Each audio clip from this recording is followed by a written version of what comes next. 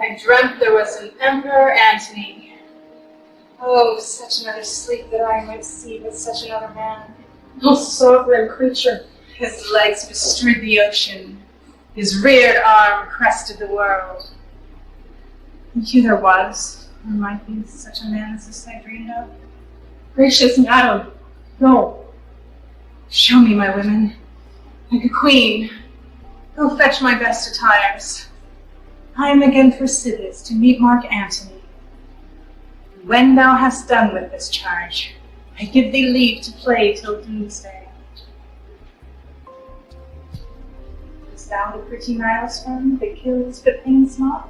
Truly I have him, but I would not be the party that should desire you to touch him, for his biting is immortal. Give me my robe. Put on my crown. I have immortal longings in me. Methinks I hear Antony call. I see him rouse himself to praise my noble act. I hear him mock the luck of Caesar that the gods give men to excuse their after wrath. Husband, I come. I am fire and air. Fine other elements I give to base life.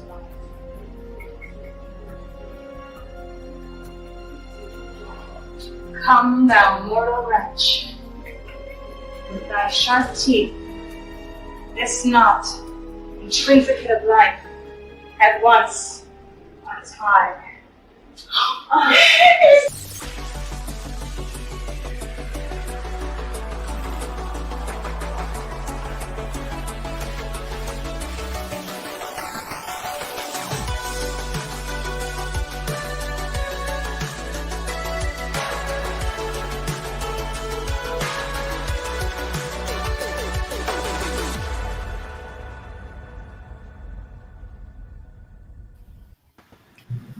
Hello, and welcome to another episode of In Progress.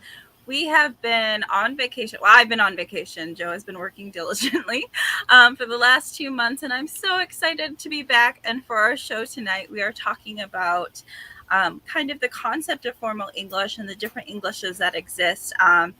And I'm so excited to be here with our wonderful guest, Tonya Todd, who we just saw do a rousing rendition of Cleopatra, or yes, okay. I feel like I know that play, but I'm not well versed in it, so I'm just like, but anyways, welcome. Tonya is an actor and a writer, wears many different creative hats. So why don't you tell us a little bit about yourself and a little bit about that? Well, first, thank you for having me again. And wow, Joe, what a wonderful introduction. I was not prepared for that. You really brought me back. So thank you. Oh, it was like an amazing performance. I was just like, and it's perfect because it displays the formal English, like kind of that we're talking about. So, but tell us a little bit about yourself. Well, as you said, I am an author and an actress. I started out writing, and I ended up writing about a woman who decided to become an actress. And it's just odd. My life kind of manifested into her life. And people used to ask me, are you writing about yourself? Well, I didn't think so, but clearly I am. I just didn't know it. Right. It's kind of interesting how different parts of us kind of find their way into our stories, but in a really fascinating way. Yeah. Joe, do you want to introduce yourself to the audience as well? Sure. Hi, I'm Joe Compton. You're at GoIndieNow. Welcome. Thank you for anybody who's here for the first time. Thank you for joining us. We really appreciate it. And yeah, I'm a writer myself. I have one book out right now because the first book we took down to redo.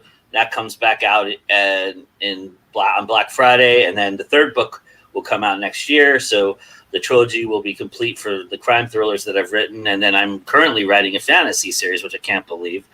And I'm a filmmaker as well. I've made films and all that fun stuff. And yeah, I'm just happy to be here. And we're so happy to have you, of course, running the show behind the scenes. So I didn't know that you actually started as a writer. Can you tell us a little bit like how you got into writing to begin with? Because when I met you, you were definitely established as both a writer and an actress. So Well, as with so many stories, it started with a dream, you know? I woke from this crazy dream that was kind of about existing characters. It was about two Marvel characters, and it kept, it woke me because it was just so vivid. I felt like I was there and was living it.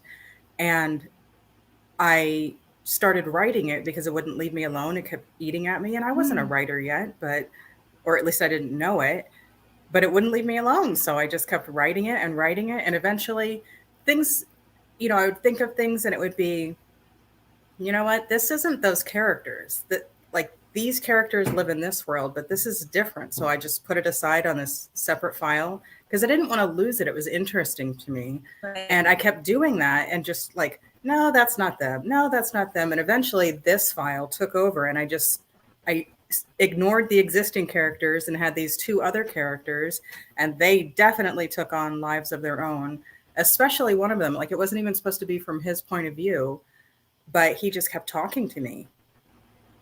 He kept telling me bits about himself that I didn't know. It's like, I thought I was writing this story. Things like, I gave him a name, and I gave him all of this backstory, and he's like, no, that's not it. That's not even my real name. That's just what I go by. Like, oh, fascinating. Okay, why don't you tell me what happens? And yes, you can have your chapters. And as I was querying the story, I kept getting feedback from agents that we want more of him. Like, we want to know more what's going on with him. So now he gets a lot more screen time in the book, so to speak. Oh, awesome. And yes, that is really great inspiration when you just get like literally woken up and you're just like, oh, this idea. Yes. Yeah, super, super fascinating. What I kind of wanted to talk about tonight is, I find it really fascinating because, like, my experience with characters is a little bit different. Where I just want to say he's not pushy; he's seductive. Like he's coercing me into. It's like he's seducing me to get to my character. That is super fascinating. I know a lot of writers who talk about like the characters kind of having a life of their own. I kind of write the opposite of that, but I find it super interesting. It's like intriguing because like I also don't visualize. So like I know a lot of people get movies in their heads when they're reading and stuff. So I just find it so interesting, the different ways of like thinking and forming stories. And What's your process? So for me, it's like I get to know my characters so well that like my subconscious tells me what's going on. So it's like, but I still very much feel like it's like a part of my understanding of the characters, or I get to a point where it's like I still make the final decisions for them, where I'm like, this feels like what they would do, but it's never them. Like they just like blindside me with it. So it's kind of, I just find it so interesting how different people write. Yeah. Are you a pantser, Tonya? No, I'm not. I am a plotter, but I give my characters the freedom to be themselves. And so it's not always going to be the way I expected it to go. It ends up being more like a frame. I'm a plantser, I guess you would call it, because I have the framework. I don't ever start writing a story until I know what the ending will be. Mm-hmm. I mean, once the writing bug bit me, I just had all of these stories and characters coming to mind. And so I would jot down the notes, but I didn't actively work on them. Mm-hmm. Right. And I don't actively work on them until I have an ending in mind and I'm writing toward that ending. But as I write the draft, things happen and develop that I didn't imagine. It's like, okay, well, I guess that's the answer to this. It's like I will argue with my character sometimes. Like, I'm really trying to make this happen. Well, if you want it to be from my point of view, it has to be like this. Okay. I love that though. I find that so interesting. I really find that fascinating. I love that process. I like to have like little surprises as I go, where like spur of the moment you're like, oh, what if this happened? And that's really cool. So I have those little moments too, but I'm definitely like at some points I'm like, no, this was the plan. So we are going to stick to the plan, people. I'm a little over controlling, I guess. I am a very controlling person, which is why I get into these arguments. But I have found that when I insist on my way, the magic isn't there. Gotcha. Yeah. So tell You us have a to little trust bit. your muse, you know? Right. Tell us a little bit about doing Cleopatra and kind of your experience with formal English, because, there's this concept of there being like a formal English that's really pushed in like the academic and the literary world. But what I've learned just from like living my life and my experiences is that language is really about communication. So it's this really interesting pull between, like I said, this idea of like having perfect English or conforming to a standard.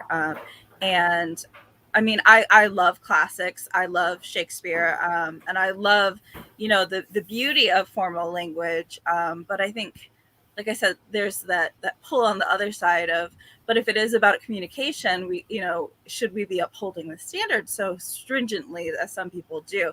So I think it's kind of like the rules of writing. You need to understand the rules before you can begin to break them.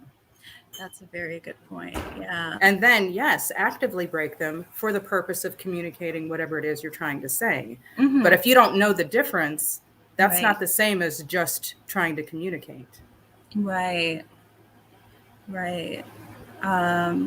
So tell us a little bit about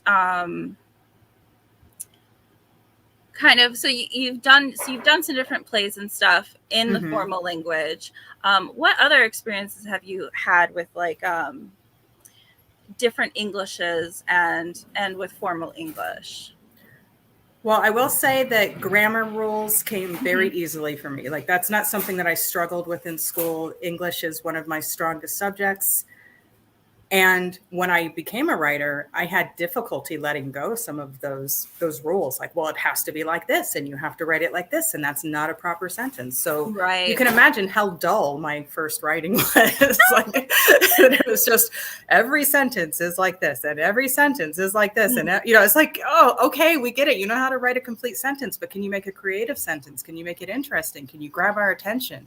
You have to be able to switch it up so that you can have these long, languid, beautiful moments, but you also need to have short, punchy moments. Like, you have to change the pace sometimes.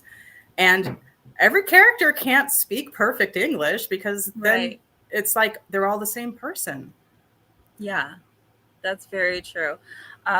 You definitely want each character to have their own voice and to live their like true experience. Right. So on a personal level, I will say that I was made fun of growing up because I spoke proper English. Right. Like, I was teased a lot. I was, because I'm biracial, I had some people saying I was trying to be white. Well, that's offensive, because that implies that only white people speak proper English. And let me tell you, that is not the case. Right. Yeah. I always hated that sentiment. Right. And I received that from both sides. So it's like, that you're hurting your own people by saying something like that. Right. And then the other thing is, I did not speak colloquial Black lingo. And so I was ostracized for that, saying I was a sellout. But I would be a sellout if I stopped speaking like me. Right. If I change the way I speak to be more like you so that you like me, then I'm a sellout. And that's the case no matter what my normal speech is. Right. That being said, I do understand the concept of code switching, and that some people change the way they speak around others because they can't get beyond where they are in life if they don't. You have to kowtow to the mainstream in order to get past this bias. And so I definitely understand why people do that. I was just someone who already spoke properly, so it's not something that I didn't have to overcome. Right. But I did receive teasing anyway, because most people don't speak.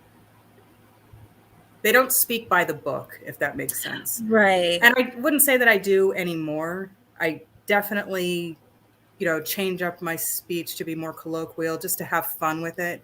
But I know the difference. Like I was saying with the writing rules, I definitely know the difference. Right. I had kind of an interesting experience growing up. My mother moved to the U.S. and was learning English. So my sister struggled a little bit with, because she was learning English at the same time as my mom, basically. And so for me, I had this feeling that I had to have perfect English and I had to speak perfectly. I had to know spelling. I had to know grammar. I had to know everything. Because I would see like people that I loved and cared about getting made fun of for not having perfect English and for having an accent. And so I kind of went overboard with it. And so I remember getting to college and being like, I had that horrible attitude of, well, if I could overcome it, then so should you. And it was just like, no, like, wait, like everyone has a different type of intelligence. And just because one of mine happens to be more of an intelligence. That's like being able to say, if I can fix a car, so can you. Right. And I realized like, no, like that's not my skill set. This is my personal skill set. And and so it's definitely this expectation that I do understand that though. I definitely went through that as well. It's like, I can speak like this, you can too. You just have to apply the effort. And I did go through that. Yeah. And I feel like that's something that, it takes like growing up and meeting a bunch of different people to realize like, no, we all have different skill sets. We all have different strengths. And like someone can build a house. I definitely cannot. Like, so I really think that has more to do with our own insecurities and kind of defending our choices to be able to speak like just be okay with being yourself and let other people be themselves. Right. But I think when we're judging them for not being more like us, it has more to do with us judging ourselves. Right. Exactly. What were you I can tell you it's not just growing up though. I'm 40, blah, blah, blah. And what was that? I am learning Spanish right now. And like, I'm trying to do it conversely, so I'm trying to be conversational. And in doing so, Spanish speakers, they speak a lot faster. It rolls off their tongue a lot different, and they pronounce words differently. And so I'm trying to mimic that instead of learning it. And it's kind of like, so I feel that. I feel what you're talking about a little bit with that, because I'm trying to, show them that I'm improving or I'm being good at it, when they all understand I'm learning and they just appreciate the fact that you're trying. Yeah. And so it's kind of like I had to kind of step back and go, okay, you know what? This is where I'm at with this in this stage of my language, learning this language. And so I have to accept that that's who I am right now. And all that will come naturally and flow as soon as, it's like I lived in Austin, Texas for a year. And I called my dad one day and I said, y'all, like a couple times to him, and I don't even know who you are. You're not speaking like you. And it's like, it's subconscious sometimes too. Right. I really wish that is a word that we could all use without that hindrance. Like, it doesn't feel comfortable for me to say it at all. Like it's not one of my words, but it has a really good function. It makes it clear whether you mean a plural you or a singular you. It should be something. We need something that communicates that, but because it's regional, then people criticize you for it. Don't worry, Maddie. I'm not calling you out. I promise. Right. And I feel like, when we're learning languages, we kind of get it when we're learning like another language, but it's not always like a courtesy that we extend to other people learning English. I know like when I'm speaking, sometimes when I'm like trying to explain things to my mom, I speak very differently to her than I do at home. And you mentioned code switching before. And so that's my experience with it, is a lot of like code switching when I'm talking like with my mom, or when I'm talking obviously in a very like academic setting, like when I was in college and stuff. And it's kind of like, when you go to an interview and you have to put on a suit, and it can feel so weird. And it's like another thing too, is because like I am neurodivergent, I find myself kind of mirroring other people's speech as well. So if someone is talking in a particular vernacular, sometimes I find myself kind of mimicking that. And I'm always just like, I swear I'm not making fun of you. I'm just being like ADHD right now and fascinated by your speech pattern and just picking up on it. But that is something that is often expected like for people to do in different situations. But I always wondered, like, why wouldn't it be the other way around? Because like people who are good at languages, like why shouldn't they code switch instead of expecting people to code switch for authority figures? Right. That is a very, very good question, but it's, Right. The person with the power is the one with the expectations. Right. I'm sorry. I feel like I had a question in there somewhere and I just kind of lost it. But I missed what I think it was Frank had a question, but it was it cut off? No, that's how he wrote it. Oh, okay, so he had the ellipsis. Yeah, well, I think he doesn't realize that YouTube only gives you a certain amount of characters, or maybe he does, and he's trying to write the rest of it right now. Oh, okay. Well, we're just glad that you're participating. Thank you for being here. Yes. I think it's very important, like you said, to kind of know the rules of writing when you get started, because that is part of why language is clear communication, because we're following different rules, whether it's consciously or subconsciously. So if you know the rules, you can break it. But I always found it really interesting to write different characters in different Englishes. For example, in my first series, I have a character who kind of had a similar experience as me, where they don't use contractions. They use really formal English because of that early experience I had where English had to be perfect. And so I wrote the Asian character as kind of having that experience too, where they just spoke really formally. Have you written characters that kind of speak differently, like different Englishes like that? Definitely. But first of all, my first drafts have almost zero contractions in them. And when I go through, it's like, why do I speak like this?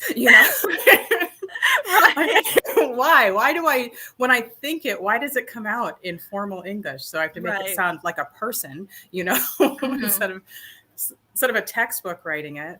But then that book that I was telling you about, the character who's always speaking to me, he's British. Oh, okay. And he is formal British, very received accent. And so he is very formal in his thoughts, and then a little less formal in his speech, because he slips through the different societies and he'll be more relaxed with this group, but you'll hear his formal thoughts where he's just kind of trying to hang out and blend in so that they not blend in, because he still wants them to look up to him. Right. But he's relaxed enough and jovial so that they think, oh, he likes us. And they will do things for him. He's very manipulative with his language. But the woman that he is coercing me to give him, she is very anachronistic, but far less formal than he is. And she's American. So in the story, when I write his chapters, they're written with British spellings and, that type of English versus our colloquial Americanisms. And so it's like sometimes I forget how to spell words because it's like, there's no U in that, Why is this an S? Yeah. Right. Why put an S instead of Z? Right. Judgment. There's no E there, Right. Oh my gosh. But I lean toward the British spellings. I like them more for some reason. But it's been fun to like go back and forth between them. And then there are the other characters that they interact with in different societies. And, they don't all speak perfect English. And some of them are very colorful, Right. Yeah. The only thing I struggle with sometimes with different Englishes is I very much try to think of, like I said, get to know my character. What is their personality like? Therefore, how would they speak? But like, what advice would you give to someone who wants to avoid stereotypes? So like, for instance, when I write like a international character, so someone who moved to the US, but originally did not speak English natively, it's this hard line of making it realistic because their English is not going to be perfect, but you also don't want to do the hard stereotypes of like long time no see and things that can be just like. I've had that issue with, there's a nail salon scene where the people who work there are Vietnamese. And the truth is, when people from Vietnam learn English, they leave out a lot of the articles. Now, that's not pidgin English. It's just they don't use them in their language, so they don't use them in ours. And I don't feel like that doesn't make them less intelligent. Right. I think to be authentic, you would have to leave those out so that it sounds like someone is actually speaking, but you don't want to put in really harsh, ignorant stereotypes that are harmful, you know? If you want to avoid those stereotypes, know people like the ones you're trying to write, so that you have, and people, not person, people, so that you have many models from which to guide you, you know? That way you're not just, oh, I saw this on TV once, it must be how it is. You know, there's the danger of the single story, and you don't want to use one bad example as all of your examples. Right. And the way that things are portrayed in movies, as we know, is not always super realistic. Yeah, Canadian English. Yeah, and it is a mix. Yeah, it's like the whole towards thing, you know. In America, if you put an S on towards, you're considered ignorant. Like, oh, you don't know how to use the word, like you're using it wrong. But that's how everybody else, that's how Europe does it, and that's how Canada does it. And that was really fun. Yeah. Right. That's how, when I went through my book and realized, oh my gosh, I have to turn, like I didn't realize it's not one of those things that I knew automatically that in the UK towards is accurate, you know? Right. So I had to go through all of his scenes and fix all his toward to towards. Right. And you can't do a search and replace in a book like that, because he's not the only one talking. He's not the only one thinking, you know? Right. That was a hard lesson. Someone's going to leave that review. She's towards, you know? Right. Well, I have read books that are from people outside of the country, and you know, they're writing about Americans, and they say these phrases that, yeah, Americans don't say that. That is such a UK phrase that, no, you didn't do your research. Does not translate. So I don't want to do that. Go another way. UK. Right. Yeah. I want to avoid that. I mean, I bet that is so fun too, writing in British English for certain chapters, and switching up the slang and all of that. It's fun, but it was painful because I spell gray with an E. I always have since I was a little girl. I think it's probably because I read a lot of British books as a little girl, and I didn't, you know, it never seemed like it was wrong. I liked the E version better than the A version. And then I spell theater R-E. I always have, you know. Right. But I'm writing an American character and a British character, and I had to fight myself to change all of her spellings to American, because, you know, to fit that I'm doing hers like this and his like this. It's like, oh, it's painful. And in another book, I can have my American characters spell it the way I do, but not when I have his stuff. I always do gray with an E. I always have, and I always will. Yes. I cannot help it. I'm just like, how about like when you do labor and you have to put the U in there instead of the OR? I like the extra U's. I do too. I like that too.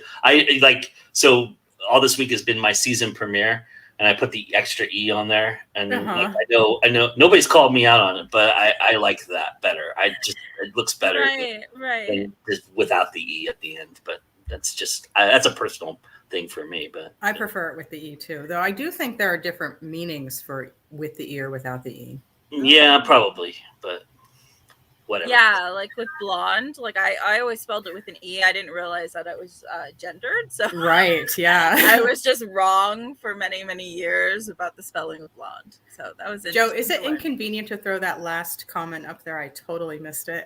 Sure. No. Thank you. Oh my gosh. See, that was worth repeating. Swear words in other languages are so fun.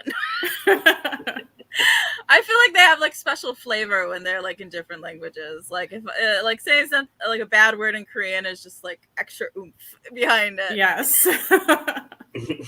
I'm curious too, because like it's not just out of America, but within America there's regional dialect too, right? There's like soda and pop, and like different places call different things, and so you have to be careful of that too, right? Is that something you've run into as well?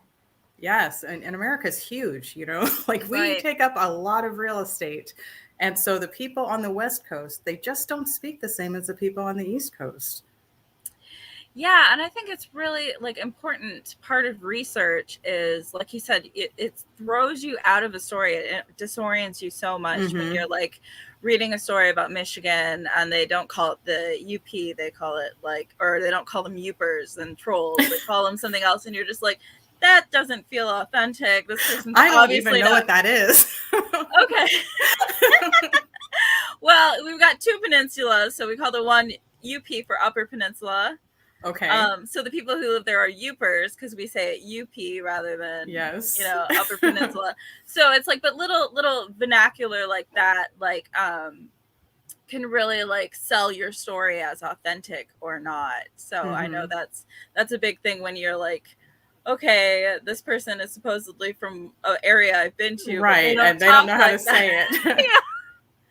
Yeah, that can make a big difference. That's like having someone in a movie say Nevada. I've grown up here my whole life. No, you didn't, because you would say Nevada. Right. You know? Right. Yeah, even how we. They wouldn't use the Lost; they would just say Vegas. You know, right. I've heard them say Las Vegas, and I'm like, oh. So you know what? I do say Las Vegas. Okay. I do. I had to fight myself to drop that on some of my written characters. Like, just say Vegas. It's okay. I think it's so funny how we have like these idiosyncrasies about languages, like saying Las Vegas. Like I will say soda, even though I live in a pop region. Till the day that I die, it is soda. I remember when I moved to Michigan, my grandma asked me and my sister if we wanted a That's pop. a great word. Yeah. She asked if we wanted a pop, and I was like, popsicle? And she's like, no, a pop. And I was like, lollipop? Like I had no idea what she was talking about. What do you mean? Right. And she thought I was just like messing with her, and I was like, no, I legitimately have no idea. Like me and my sister just looking at her like, what is she talking about? Never occurred to me soda pop was pop here until I moved. But yeah. So we talked a little bit about like my writing process and a little bit about how you're a planter, but do you have any kind of like ritual or like things that you do? Like you said, you have to know the ending of the story before you write. So like tell us a little bit more about your writing process. The thing that has helped me the most, and this helps me with my entire life at this point, but it has been, I would say, universal in helping me with my writing process. And that is writing a schedule the night before, like my day starts. Right. So I already know when I'm going to write. I have scheduled the same time every day. And I do it's not really a ritual. It's just what I do each day during these times. So I wouldn't call it a ritual. It's not like I'm about to write. It's not like that. But these are the things You're I not do. lighting candles and right. And I did think about that because I know that is very effective for people, but I just want to get started. And so as soon as I eat, you know, I get up, I make my tea, I do a 4-minute prayer to help me get my mindset ready for the day, and I eat, and then I'm ready to go. And then I just write all morning. And I have a timer set, or I have an alarm set on my phone for when I'm supposed to stop. And so that gets my writing done. I already know that I'm going to work. I already know what I'm going to work on. It's not like I have said, oh, what am I going to do today? No. Right. I sit down, I already have a plan of attack, and I get to it. And sometimes it's hard to pull away if I'm in the middle of something, but I always have a little buffer of time where I can jot down my notes so that tomorrow I'm ready to go again. Right. And I started that last November. Like that's where I really got into the habit of organizing my life so that my writing comes first, because I do a lot of volunteer work and I am an actor, and I just do a lot of things. You know, I've done production, and this is even before I started my podcast. I never thought I would have a podcast when I started all of this. And so making that schedule, that helps me have time allotted for all of the important things that I have to do. But the writing is first. If I get my writing done, my spirit is free to do all the other things I have to do. I don't have this weight of, oh, I really wish I were writing right now, but I have this and this and this and this to do. I already did my writing. It was the thing I did after I ate. Here's a good question for you to follow up on that. Do you schedule a final date to be done with the writing, or you're done when you're done? I don't usually schedule a date for when I have to be done with the book, because you don't always know where the story is going to take you. But now that I have an agent, I have to have certain deadlines. Right. And so it's not really my deadline. It's more like this deadline. And then the story that I'm working on right now, I have a pain bet where there's a group of 5 of us, and there is a reward system. But if we don't meet our deadline, there's a very severe punishment, and not a fun punishment. It's, it's not. That sounds terrifying. Yeah, it is horrifying, to the point where everyone in my life is like, "Are you working on your story? Like, how's the story coming? Are you going to make your deadline? Right. Shouldn't you be writing? Yeah, Yes. scheduling is really a good idea for a lot of people. So how did you figure out that you do best writing in the morning as opposed to like at night? I wouldn't say that I do my best writing in the morning. It was that I needed to get it done before the rest of the day started taking me away from that. Because when I had it scheduled for later in the day, there was always something that would come up and bleed into the time. And then I would get really depressed. I would just be so just unbearably sad because I didn't get the writing in. I didn't get it done. And I have fewer distractions in the morning. I'm not a morning person at all.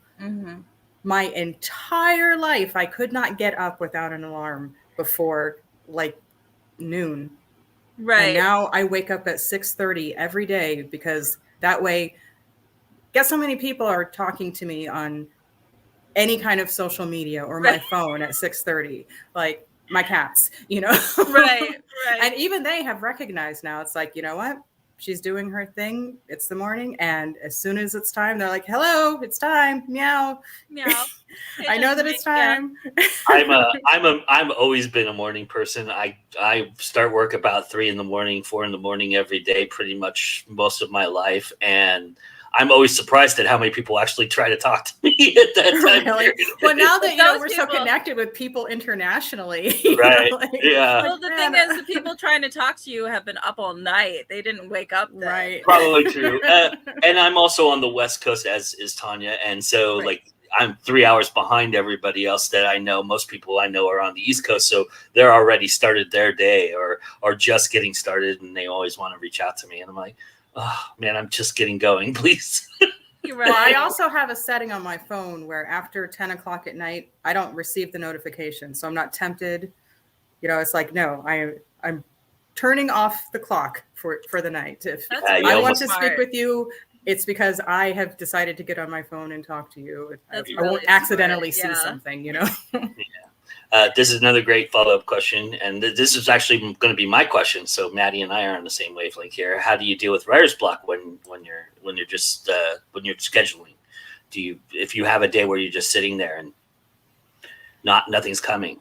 I will knock on wood, but I haven't had that happen yet. Okay. I have so many different stories in mind that's never the case. And if I'm not sure how to proceed with a scene, I just go back and read what I did beforehand and go through it again, and it'll usually trigger what I need to come next.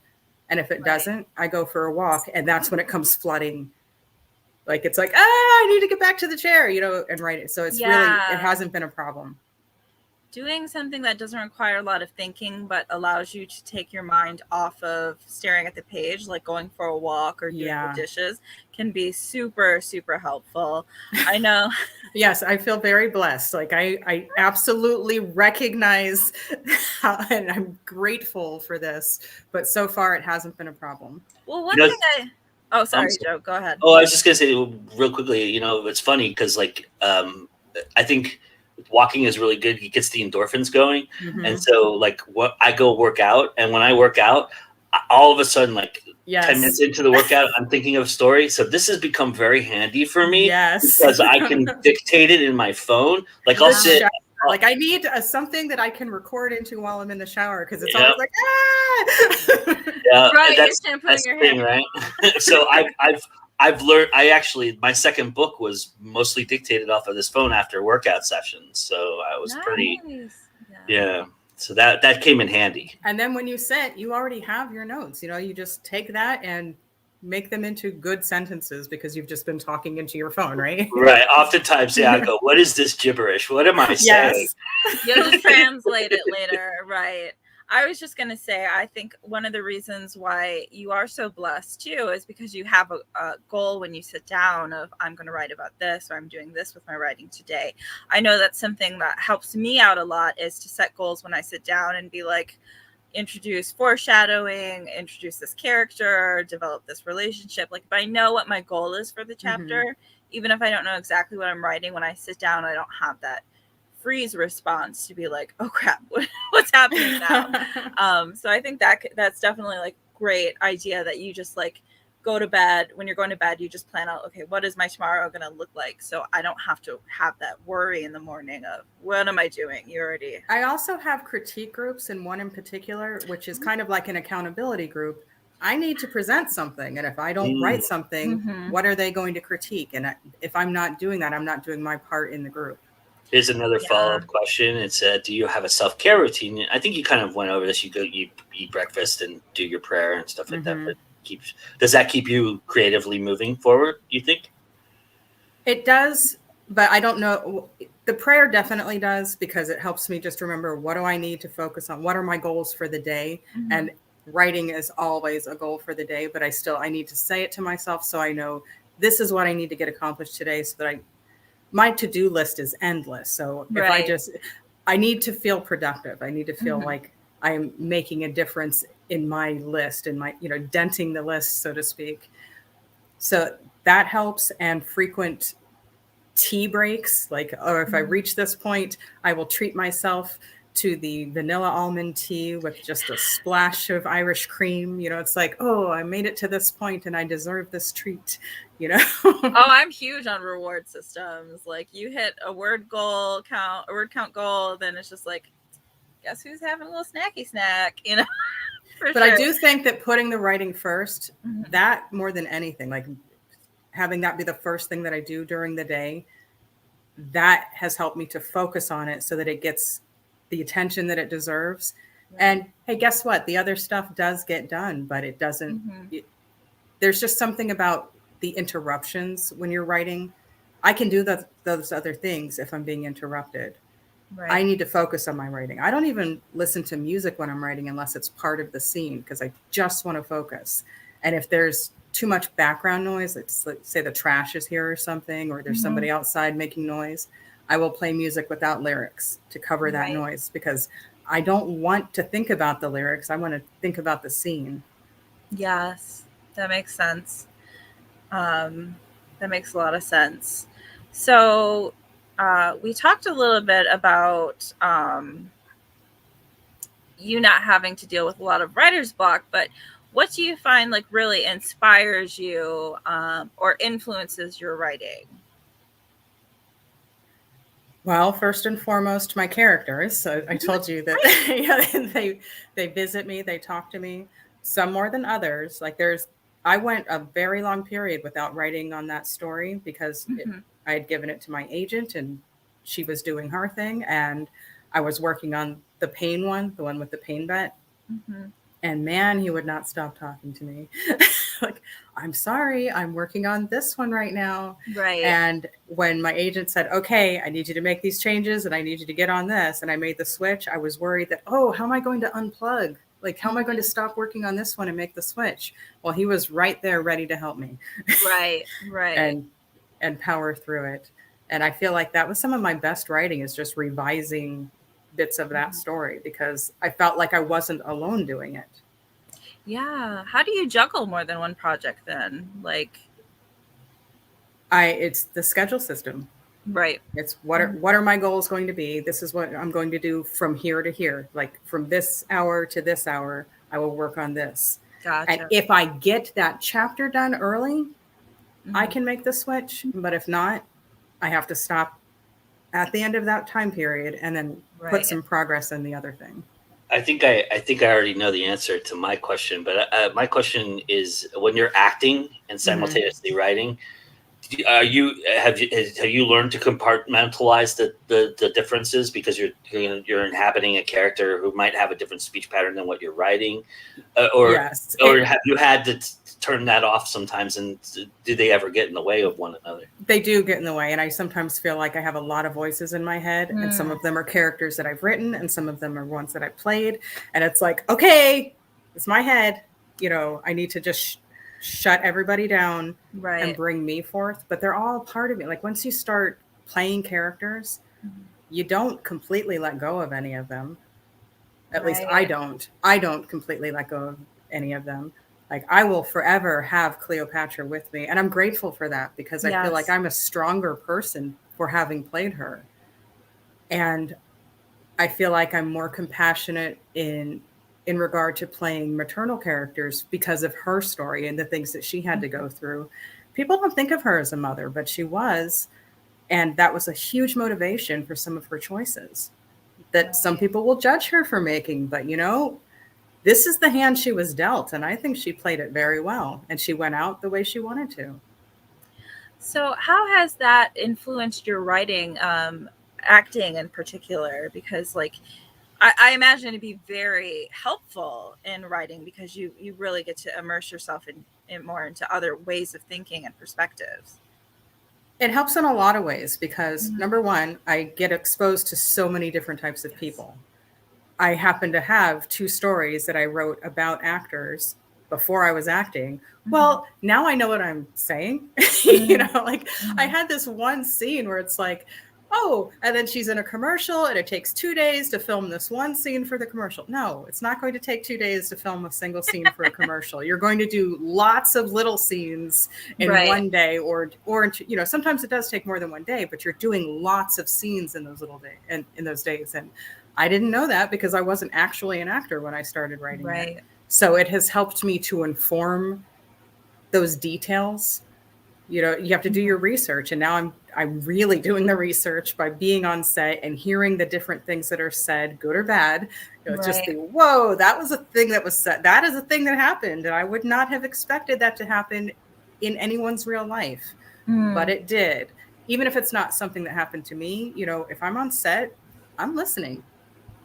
Yeah, I was just going to say a great way of researching how different people talk is kind of doing the people watching and a little bit of dropping and picking up different things. Do you have any other tips for doing that kind of thing? That very thing that you said, I have on occasion just, seat yourself where there's a lot of traffic and don't look at anyone and just write. I'm saying so that you don't have a preconceived notion of anything. You can't close your eyes for this because you're going to write. But if you have a notepad and pen, just write what you hear.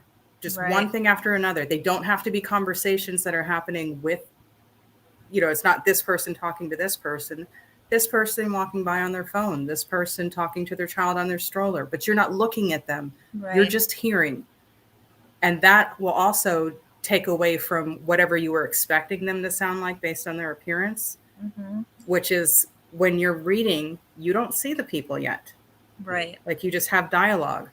And so many times I'll be having a conversation with someone and they'll say something and it's like, yeah, hold on a second. I need to write that sentence because I would never think of it that way. And that is just, it was just so cute. Like it's such a cool way to say it, but it's not my vernacular. It's so I will take a piece of what somebody says and just put that sentence and it'll come to me later when I'm writing a scene. It's not like I'm going to write a scene around the sentence, but it'll be part of my arsenal, if that makes sense. Definitely. Yeah. Go ahead, Joe. I'm sorry. Today. Yeah, sorry. It's first show back. No, it's fine. Yeah. I get a rhythm back a little bit. I was curious. Do you read out loud what you write? Do you do that? Do you act it out? Do you write it? Do you read it out loud when you're writing? Sometimes, and part of that is because I'm part of Henderson Writers Group, and that is their practice. When you go to their critique groups, you have to read it aloud for the group. And I did not want to do that. Like I was terrified to do that. I used to stand in front of the podium and shake with the paper in front of my face. Like I was so scared. I was so terrified and no one could hear me. And like people would complain, we can't hear you. We can't hear what you're reading. Yeah, because I'm scared and I can't read the paper because my hand's shaking. Well, Cleopatra has helped a lot with that. Yeah. I'm curious though, with your actor brain, do you sometimes, when you're acting it out or talking it out, do you put your own craft in motion? Do you kind of go, if I was acting this, if I was the actor in this, this is how I would play it, kind of thing? And does that help? Does that help? Yeah, sometimes I will, if I'm having trouble, you know how you have to give people actions, but you don't want it to feel like stage directions. So you just kind of, well, let me just do it. Let me just do it and see what happens. Like, what do I naturally do? How did my body feel when I did that? Or sometimes you have to put yourself in the character's head and go through this situation, which can be a really upsetting thing. But if you're feeling compassion for your character, the hope is that the people reading it will feel that too.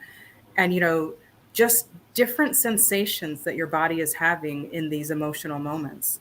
How do they feel?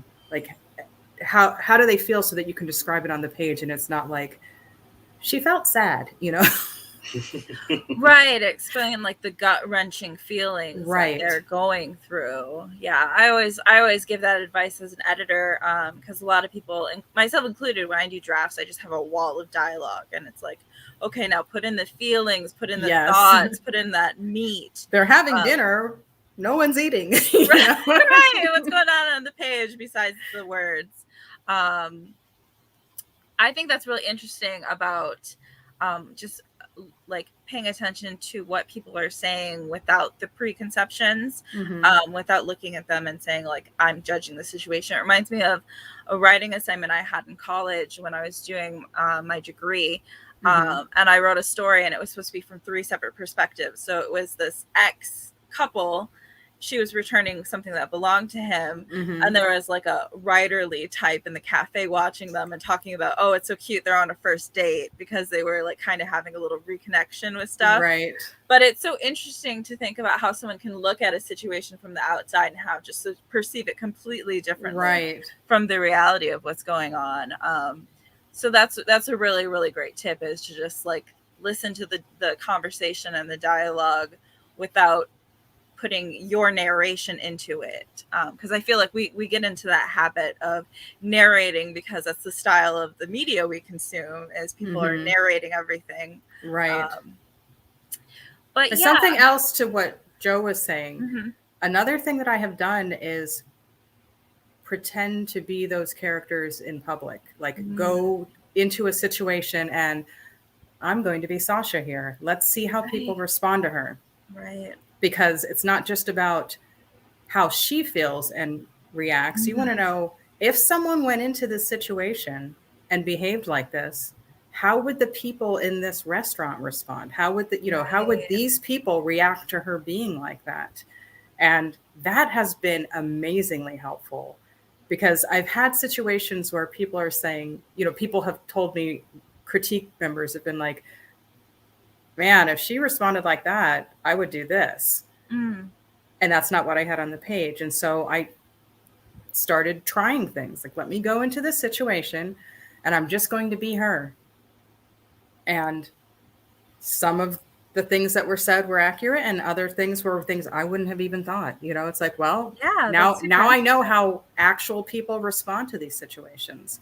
And I happen to become a different character and I have this one that does a weird exercise routine, and she didn't want to do it at home because she wouldn't be warm for her run. It's like, it's part of her stretching routine, and then she goes for a run. But if you do it at home and then you get there, you're not warm. You're not warmed up anymore. Right.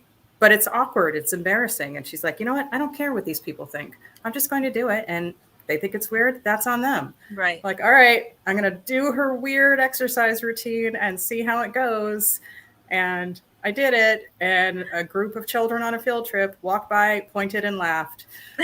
Oh boy. And I had to stay in character. Right. I was going to say, I pity anybody who runs into Cleopatra. Right. Yeah. Why? They'll fall into place. They know to behave. Here's another question for you. Do you prepare to write your characters like you do for your roles? No, the characters in the stories usually just come to me. Whereas with the roles, I already have their language and their dialogue, and I have to find my connection to that character. Like if I'm going to play a role, the first thing I have to do is figure out what do we have in common so that I can build from that. I don't want to go for the differences because then I can't find my way. If I have the connection, that will give me like that tether so that I know, okay, this is what we're feeling.